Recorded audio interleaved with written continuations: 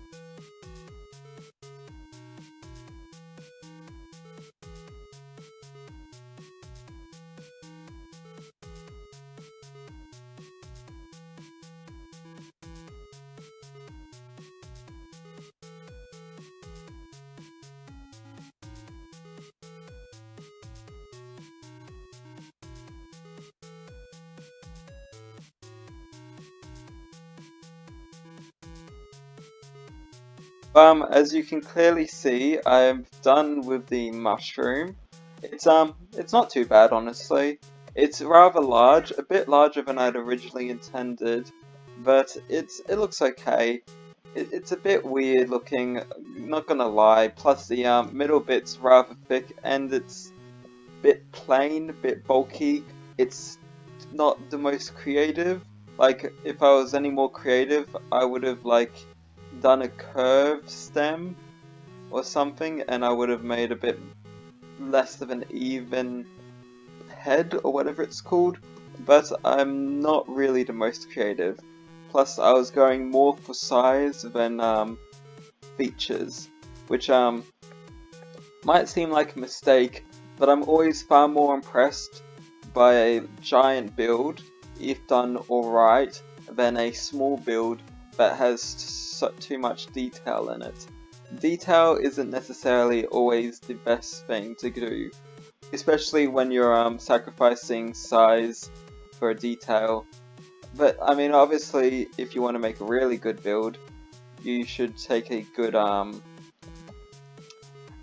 balance of both, but I'm not a good builder, so I didn't. So basically what I've done is just build a giant mushroom and have lots of smaller mushrooms and medium-sized mushrooms around it.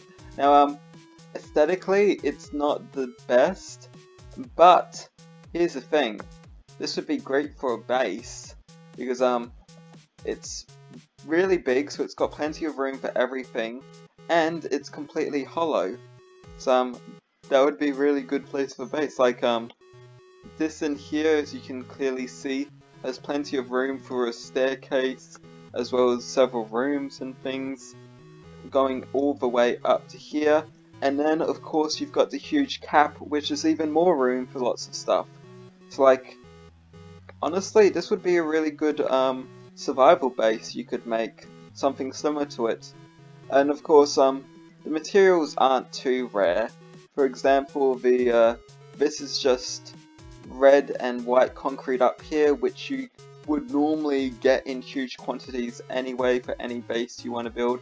The only one that's a bit harder to get would be this, which is actually bone blocks, because I prefer using bone blocks when it comes to mushrooms rather than their stems or white concrete. The white concrete just looks too plain, and these stems, well, they just don't look as good as the bone does, in my opinion.